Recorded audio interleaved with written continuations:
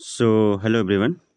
जैसा कि इस समय हम हैं मानव जनन में, और इससे प्रीवियस वीडियो जो है इसका फर्स्ट पार्ट था। जिन दोस्तों ने अभी तक इसका फर्स्ट पार्ट नहीं देखा है वो जा कर के जो है चैनल पर इसका फर्स्ट पार्ट देख सकते हैं। साथ ही साथ ये सेकंड पार्ट होगा। और फर्स्ट पार्ट में हमने आपको जो है मानव जनन के अंतर्गत हम कहाँ तक आए थे, वीर्य तक, सीमेन तक हम आए थे। और उससे आगे जो है आज सेकंड पार्ट में आपको शुरू करना है मादा जनन तंत्र से। जी हाँ, यानी नर जनन तंत्र हम पूरी तरह से ख़त्म कर चुके थे। अब हम आ चुके हैं सक्सेसफुली जो है मादा जनन तंत्र पर। और फर्स्ट पार्ट जिन्होंने नहीं देखा जाकर तुरंत देख लें। और साथ ही साथ अभी फटाफट चैनल को सब्सक्राइब जरूर कर लीजिए, वीडियो को लाइक कर दीजिए और अपने सभी दोस्तों तक वीडियो को ज़्यादा से ज़्यादा शेयर कर दीजिए। चलिए, मादा जनन तंत्र सेशन ये 20 से 25 मिनट का होगा। बस आपको क्या करना है, कंसंट्रेट होकर के पूरे सेशन को जो है देखना है। और साथ ही साथ यदि हो सके तो आप इसे नोट डाउन करते चलिए। कहने का तात्पर्य ये है कि अपना एक नोट्स बनाते चलिए। सभी विद्यार्थियों के लिए, क्लास 12th के विद्यार्थियों के लिए मैंने पहले ही बता दिया कि क्लास 12th जो यूपी बोर्ड का एग्ज़ाम देंगे उनके लिए तो ये स्पेशल है ही। और साथ ही साथ क्लास 10th के विद्यार्थियों के लिए भी बहुत ज़्यादा इंपॉर्टेंट है, क्योंकि वो जनन चैप्टर जो है उन क्लास 10th में भी है और जनन चैप्टर क्लास 12th में। लेकिन क्लास 12th के लिए ही स्पेशली वीडियो मानकर बनाई जा रही, क्योंकि क्लास 12th में ये विस्तृत है और क्लास 10th में थोड़ा शॉर्ट में है। लेकिन नॉलेज आपको, चाहे आप क्लास 10th के विद्यार्थी हो या क्लास 12th के विद्यार्थी हो, दोनों विद्यार्थियों को जो है दोनों के लिए चैप्टर लाभदायक है। जहाँ से आपका अपना टॉपिक मिलेगा आप उठा लीजिएगा, और जहाँ से आपको अपना टॉपिक मिलेगा आप उठा लीजिएगा। यानी सभी के लिए जो है एक कंपाइल वीडियो है ये। आप बस वीडियो को ध्यान से देखिए। चैनल पर नए हैं तो सब्सक्राइब जरूर कर लीजिएगा, वीडियो को लाइक करिए और अपने सभी दोस्तों तक अभी फटाफट वीडियो को शेयर कर दीजिए। चलिए शुरू करते हैं। हम आए थे वीर्य तक, सीमेन तक हमने आपको इससे फर्स्ट पार्ट में पढ़ाया था। तो अब सेकंड पार्ट है ये, और सेकंड पार्ट में मादा जनन तंत्र आज हम शुरू करेंगे। नर जनन तंत्र से पहले हम खत्म कर चुके हैं, ठीक है ना। तो उसमें मादा जनन तंत्र में जो पहली हेडिंग है प्राथमिक लैंगिक अंग। प्राथमिक लैंगिक अंग। तो मादा में अंडाशय की जनन कोशिकाएं विभाजन एवं परिपक्वन के फलस्वरूप युग्मक का निर्माण करती हैं। किसका निर्माण करती हैं? जो मादा की अंडाशय की जनन कोशिकाएं होती हैं ना, जब वो विभाजित होती ना और जब परिपक्व हो जाती, मैच्योर्ड हो जाती हैं, इसके फलस्वरूप युग्मक बनाती हैं। क्या बनाती हैं? युग्मक। मादा के अंडाशय से स्रावित हार्मोन्स, मैंने नर में स्रावित हार्मोन्सों के नाम बताए थे। अब मादा के जो है अंडाशय स्रावित हार्मोन्स का नाम है एस्ट्रोजन। यानी मादा का कौन सा लैंगिक हार्मोन्स है? एस्ट्रोजन ना। तो मादा के अंडाशय से स्रावित हार्मोन्स एस्ट्रोजन द्वितीयक एवं बाह्य लैंगिक लक्षणों, सहायक मादा ग्रंथियों और रज चक्र या मासिक चक्र का विकास नियमन करते। रज चक्र या मासिक चक्र का क्या करते? विकास करते हैं। मासिक चक्र जो होता है, जो मंथली पीरियड्स होते हैं महिलाओं में, उसकी बातें करा। रज चक्र या मासिक चक्र का क्या करते? विकास करते हैं। उसके बाद नंबर 2 पर है सहायक या द्वितीयक लैंगिक अंग। कौन कौन से हैं? तो मादा के प्रमुख सहायक अंग अंडवाहिनी है, गर्भाशय है, योनि है, भग है, बर्थोलिन है और ग्रंथियां। ठीक है। तो मादा के प्रमुख सहायक अंग द्वितीयक लैंगिक अंग कौन कौन से? सहायक या द्वितीयक लैंगिक अंग कौन कौन से? प्राथमिक तो आप पढ़ चुके हैं। प्राथमिक अंग में कौन कौन सा था कि मादा के प्राथमिक अंगों में जो है सबसे पहले इसमें अंडाशय था, और अंडाशय से एस्ट्रोजन हार्मोन्स का स्राव होता था। ठीक है। और यहाँ से क्या होता था? बाह्य लैंगिक लक्षणों तथा सहायक मादा ग्रंथियों का रज चक्र या फिर आप कह सकते हैं मासिक चक्र का क्या होता था? यहाँ पे विकास एवं नियमन होता था। और सहायक द्वितीयक अंगों में प्रमुख अंग कौन कौन से हैं? अंडवाहिनी, गर्भाशय, योनि, भग, बर्थोलिन आदि ग्रंथि, है ना। अब उसके बाद ये मोस्ट इंपॉर्टेंट क्वेश्चन जो बार बार पूछा है कि पुरुषों में या महिलाओं में यौनारंभ किसे कहते हैं? तो यौनारंभ का मतलब होता है मैच्योरिटी, यानी वह समय जब पुरुष में शुक्राणु बनना शुरू हो जाता है और मादा में जो है अंडाणु बनना शुरू हो जाता है। यानी आप मोटी मोटा ये कह लीजिए कि जब महिलाओं में पीरियड्स स्टार्ट हो जाते हैं ना, तो उसी समय को यौना आरंभ कहते हैं। ठीक है। क्या? पीरियड्स स्टार्ट हो जाते हैं, इसी को क्या कहते हैं? इसी को यौना आरंभ कहते हैं। ठीक है। तो लड़कियों में यौनारंभ कब से कब तक होता है? 10 से 14 वर्ष की आयु में होता है। लेकिन यहाँ पे 10 से 14 मत करिए, यहाँ पे 12 से 14 कर लीजिएगा। लगभग ये सही राइट आंसर है। 12 से 14 वर्ष की आयु में जो है क्या होता है, ये यौनारंभ शुरू हो जाता है। शरीर में विभिन्न प्रकार के परिवर्तन देखने को मिलते हैं इसी उम्र में, ठीक है ना। तो देखिए ये मादा जनन तंत्र है, इसको आप प्रैक्टिस करके जाइएगा बना करके। नर जनन तंत्र का चित्र से पहले मैंने आपको दिखाया था पिछली वीडियो में, और ये मादा जनन तंत्र का चित्र है, इसे भी आप जो है क्या करिएगा, स्पेशली इसको ट्राई करके जाइएगा, बना के जाइएगा। सबसे पहले तो यहाँ देखिएगा, इसको अंडवाहिनी कहते हैं। इस नली को क्या कहते हैं? अंडवाहिनी कहते हैं। साथ ही साथ जो है इस नली को अंडवाहिनी कहते हैं, इसे गर्भाशय कहते हैं। क्या कहते हैं? गर्भाशय। फिर अंडाशय में अंड का विकास यहाँ पे होता है, और यहाँ से विकास होने के साथ साथ ये यहाँ से होता हुआ सीधा चला जाता है यहाँ पे ना। गर्भाशय पेशी स्तर होता है, और गर्भाशय का अंतः स्तर होता है। बाह्य स्तर, पेशी स्तर और अंतः स्तर। इसके बाद ये योनि यहाँ पे है, और गर्भाशय और ग्रीवा, गर्भाशय की ग्रीवा, और यहाँ अंडाशय। इतने पार्ट जो है मेन है, जो आपको क्या करना है, दिखाना है चित्र बना करके, ठीक है। प्रैक्टिस कर जाइएगा, नर जनन तंत्र और मादा जनन तंत्र को बना बना के बार बार प्रैक्टिस कर जाइएगा, ये आपके लिए इंपॉर्टेंट है, ठीक है ना। आगे बढ़ते हैं, थोड़ा फास्ट चलेंगे क्योंकि 3-4 पार्ट में इस लेसन को कवर करना है, और पूरा लेसन का जो हमने एक जिम्मेदारी उठाया है हमको जरूर करवाएंगे, ठीक है। अंडाशय पे आइए। अंडाशय एक इम्पॉर्टेंट टॉपिक है। अंडाशय स्त्री की प्राथमिक लैंगिक अंग है। अंडाशय क्या है? स्त्री का प्राथमिक लैंगिक अंग है, जो स्त्री युग्मक और कई स्टेरॉयड हार्मोन्स उत्पन्न करते हैं। यानी जो स्त्री में युग्मक और कई प्रकार के जो है क्या, स्टेरॉयड हार्मोन्स क्या करते हैं, उत्पन्न। अभी जो आपको एस्ट्रोजन हार्मोन्स आपको बताया था, वो अंडाशय से ही क्या होता है, स्रावित होता है। अंडाशय का पोजीशन क्या, कहाँ पाया जाता है? उदर मतलब पेट के निचले भाग के दोनों ओर एक एक अंडाशय स्थित होता है, ठीक है ना। यानी गर्भाशय में दोनों ओर क्या होता है, एक एक अंडाशय स्थित होता है। यह श्रोणि भित्ति, श्रोणि जो हड्डी होती है, तथा गर्भाशय के स्नायु से जुड़ा रहता ना। यानी ये गर्भाशय के स्नायु मतलब होता है मांसपेशियों से क्या होता है, जुड़ा रहता है अंडाशय, ठीक। अब उसके बाद अंडवाहिनी है, फैलोपियन ट्यूब्स, ये भी इम्पोर्टेंट है। अंडवाहिनी या फैलोपियन ट्यूब्स किसे कहते हैं? तो अंडवाहिनियाँ गर्भाशय तथा योनि से मिलकर स्त्री की सहायक नलिका बनाती हैं। यानी यहाँ पर आप ये कह सकते हैं, ध्यान दीजिएगा, अंडवाहिनी देखिए ये है, अंडवाहिनी जो है, ये वाली नली जो है क्या कहलाती है, अंडवाहिनी। यहीं पर आकर क्या होते हैं, यहीं पर जो है अंडे बनते हैं, और बनते तो यहाँ पे हैं, और इसके माध्यम से चलकर जो गर्भाशय में पहुँच जाते हैं, ठीक है ना। तो ये नली जो होती है, इसे हम फैलोपियन ट्यूब कहते हैं। फैलोपियन ट्यूब कहेंगे या अंडवाहिनी कहेंगे, ठीक। अब उसके बाद आगे बढ़ते हैं। अंडवाहिनियाँ गर्भाशय योनि से मिलकर स्त्री की सहायक नलिका बनाती हैं, ठीक है। उसके बाद गर्भाशय में आते हैं। यूटेरस, गर्भाशय। प्रत्येक मादा में केवल एक गर्भाशय होता है। प्रत्येक मादा जो होती है उसमें केवल कितने गर्भाशय होते हैं? एक गर्भाशय। और गर्भाशय के ग्रीवा द्वारा योनि में खुलता है। गर्भाशय जो है गर्भाशय ग्रीवा द्वारा किसमें खुलता है? योनि में। और ग्रीवा की गुहा को ग्रीवा नाल कहते हैं। जो ग्रीवा की ग्रीवा मतलब गर्दन होती है ना, जो इस तरह से आया था अभी पार्ट, और इस तरह से, और यहाँ पे, तो यहाँ पे जो ये वाला पार्ट में बात कर रहा हूँ, यहाँ पे योनि थी, है ना, और ये वाला पार्ट मैं कर रहा हूँ ग्रीवा, ठीक है, इसकी बात कर रहे हैं हम। और ये आपका जो है फैलोपियन ट्यूब है। क्या है? फैलोपियन ट्यूब है ना। तो वही कह रहा है कि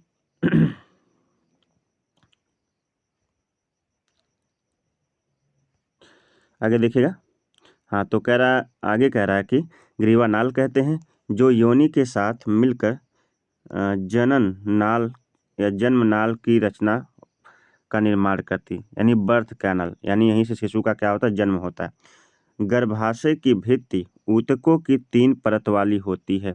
सारे पॉइंट को आप नोट कर सकते हैं, या चित्र अपने सामने रखिएगा। गर्भाशय की भित्ति ऊतकों की 3 परत वाली होती है। बाहरी पतले, नंबर 1 है, 3 परत वाली है ना, नंबर 1 है उसमें बाहरी पतले झिल्लीमय अस्तर को परिगर्भाशय कहते हैं ना। नंबर 1 क्या है? आपने क्या कहा कि गर्भाशय की भित्ति ऊतकों की 3 परत वाली होती है ना, तो जिसमें पहली परत का नाम क्या है कि बाहरी जो पतली झिल्लीमय परत होती है उसे परिगर्भाशय कहते हैं, ठीक है। और दूसरी जो है मोटे चिकने पेशी स्तर को गर्भाशय की पेशी स्तर कहते हैं। और जो तीसरा है आंतरिक ग्रंथिल स्तर को गर्भाशय की अंतः स्तर कहते हैं। ठीक है, अब जो गर्भाशय गुहा को स्तरित करती है, क्या करती है? गर्भाशय गुहा को स्तरित करती है। ठीक है, आगे चलते हैं। अंडाशय की सूक्ष्मदर्शीय संरचना। अंडाशय में जो अंडाणु बनते हैं ना, अंडाशय की सूक्ष्मदर्शीय संरचना। प्रत्येक अंडाशय के बाहर की ओर घनाकार जननिक उपकला होती है। जो अंडाशय होता है ना, उसके बाहर की ओर घनाकार घन के आकार की जननिक उपकला होती है। जननिक उपकला के बाहर का आवरण पेरिटोनियम कहलाता है। जो जननिक आवरण होता है या जननिक उपकला होता है, उसके बाहर का जो आवरण होता है उसे पेरिटोनियम कहते हैं। क्या कहते हैं? पेरिटोनियम। उसके बाद जननिक उपकला के ठीक नीचे सघन संयोजी ऊतक की एक सफेद परत होती है। सघन संयोजी ऊतक की क्या होती है? एक परत होती है। इस परत को ट्यूनिका एल्बुजिनिया कहते हैं। क्या कहते हैं? ट्यूनिका एल्बुजिनिया कहते हैं। ठीक है, आगे बढ़ते हैं। अंडाशय के भीतर एक ऊतक होता है जिसे स्ट्रोमा कहते हैं। अंडाशय के भीतर जो है क्या होता है? एक ऊतक होता है ना, उस ऊतक को क्या कहा जाता है? स्ट्रोमा कहा जाता है। क्या कहता है? स्ट्रोमा। परिपक्व अंडाशयी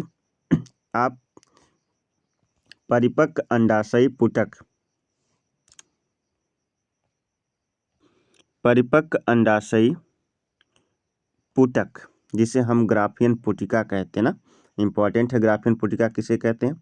तो परिपक्व अंडाशयी पुटक जो होता है उसे ग्राफियन पुटिका कहते हैं, जो अग्र पीयूष ग्रंथि द्वारा FSH, इसका फुल फॉर्म मैं आगे बताऊंगा, FSH के एक नामक हार्मोन्स है ना, उसे क्या करता है?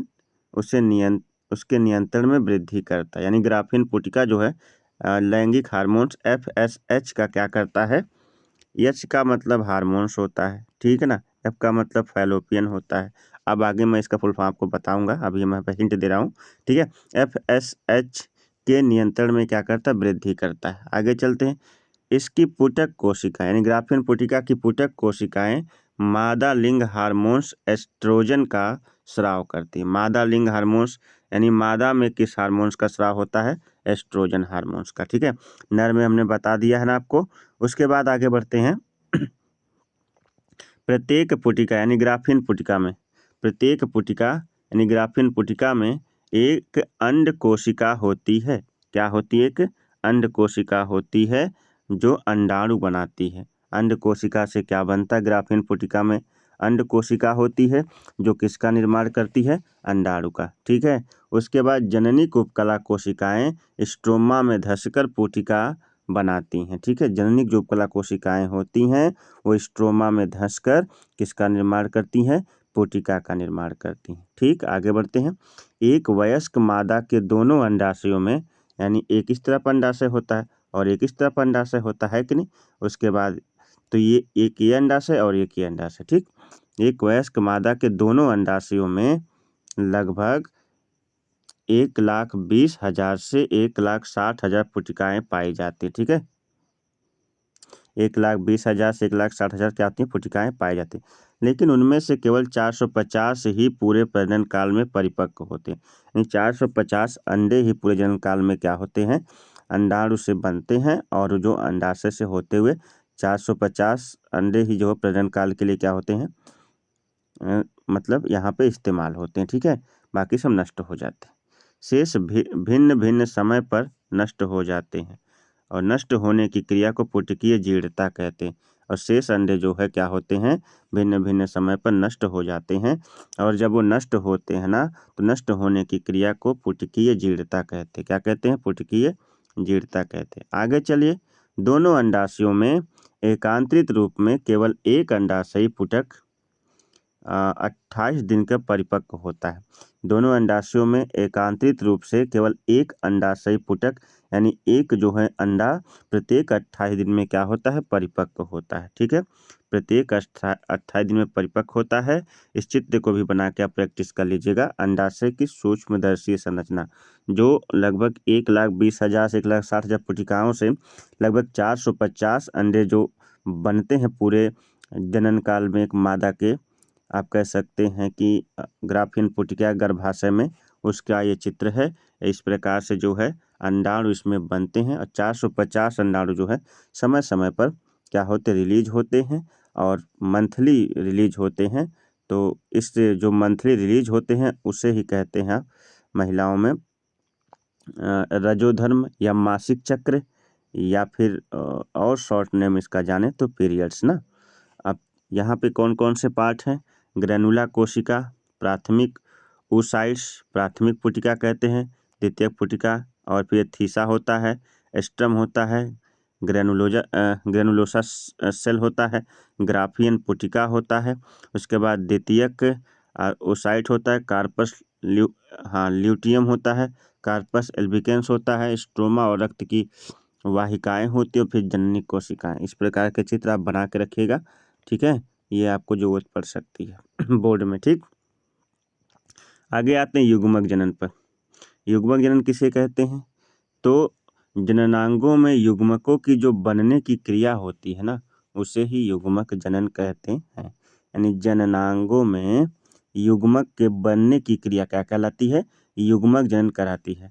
प्राथमिक लैंगिक अंग पुरुषों में वृषण होता है, जबकि स्त्रियों में अंडाशय होता है ना। और युग्मक जनन की विधि द्वारा क्रमशः नर युग्मक यानी शुक्राणु बनते हैं और मादा में युग्मक अंडाणु बनते हैं। ठीक है, युग्मक जनन जो है नर में प्राथमिक जो लैंगिक अंग है उसका नाम है वृषण, और मादा में जो प्राथमिक लैंगिक अंग है उसका नाम है अंडाशय। ठीक है, अंडाशय। अब इसमें क्या होता है कि पुरुष में जो है युग्मक के रूप में शुक्राणु बनता है और मादा में युग्मक के रूप में क्या बन जाता है, अंडाणु बन जाता है। ठीक है, अब चलते हैं शुक्र जनन, यानी अभी हम मेल में आ चुके हैं। वृषणों की जनिक एपिथेलियम कोशिकाओं से शुक्राणुओं का निर्माण होता है। मेल की बात हो रही है यहाँ पे, मेल में ही शुक्राणु बनते हैं। वृषणों की जनन एपिथेलियम कोशिकाओं से शुक्राणुओं का क्या होता है, निर्माण होता है। और जब शुक्राणुओं का निर्माण होता है ना, तो इसी क्रिया को क्या कहा जाता है, इसी क्रिया को शुक्र जनन कहा जाता है। वृषणों की जनन एपिथेलियम कोशिका से शुक्राणुओं का निर्माण होता है, और जब शुक्राणुओं का निर्माण होता है ना, तो इस क्रिया को ही क्या कहा जाता है दोस्त, इस क्रिया को ही कहा जाता है शुक्र जनन। ठीक है, यह प्रक्रिया पुरुष में यौनारंभ के समय प्रारंभ होने के समय शुरू हो जाती है। जब पुरुष में यौनारंभ शुरू होता है 14, 15, 16 साल की उम्र में, तब से जो है शुक्र जनन की प्रक्रिया पुरुष में क्या होती है, शुरू हो जाती है। ठीक है, तो शुक्र जनन का मतलब होता है शुक्राणुओं का निर्माण होना। ठीक है, अब वृषण की एपिथेलियम कोशिकाओं से शुक्राणु जब निर्माण होता है इसको शुक्र जनन कहते हैं। और जब पुरुषों में यौनारंभ 14, 15, 16 साल की उम्र में शुरू होता है ना पुरुषों में, थोड़ा स्त्रियों से पुरुषों में यौनारंभ लेट शुरू होता है। ठीक है ना, तो शुरू होता है, तो इसे जो है इस यहाँ पर क्या होता है, जब यौनारंभ शुरू होता तभी के साथ शुक्राणु बनना शुरू हो जाते हैं। ठीक है, शुक्रजन की प्रक्रिया में दो भाग, शुक्रजन की जो प्रक्रिया है इसे दो भागों में बांटा जा सकता है। नंबर 1, जनन कोशिकाओं से एपिडर्मिड का निर्माण, एपिडर्मिड का निर्माण और एपिडर्मिड से शुक्राणु बनना। तो जनन कोशिकाओं तो से एपिडर्मिड का निर्माण जब होता है तो इसकी 3 प्रावस्थाएं कहलाती हैं। जनन कोशिकाओं से एपिडर्मिड के निर्माण की कितनी प्रावस्थाएं हैं, 3 प्रावस्थाएं। नंबर 1 है गुणन प्रावस्था। गुणन मतलब एक ही से कई भागों में टूट जाना, बढ़ जाना। ठीक है, और नए जो है युग्मक बना लेना।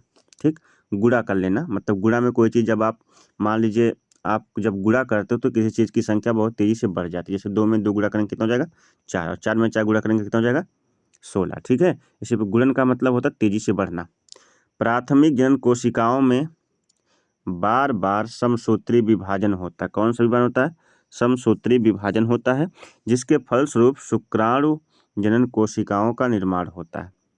ये द्विगुणित टूयन होती हैं, ये कोशिकाएं द्विगुणित टूयन होती हैं, मतलब फिर एक यन मिल जाता है यहाँ से द्विगुणित होकर के, फिर यहाँ से अगुणित होकर यन मिल जाता ना, तो इस प्रकार से क्या द्विगुणित कोशिकाएं जो है टूट जाती है और यन कोशिकाओं में बढ़ जाती हैं। ठीक है। और दोस्त आपसे कहना चाहते हैं कि एक और हमारा यूट्यूब चैनल है, इसका नाम है लीगल 24 अड्डा। क्या है? लीगल 24 अड्डा।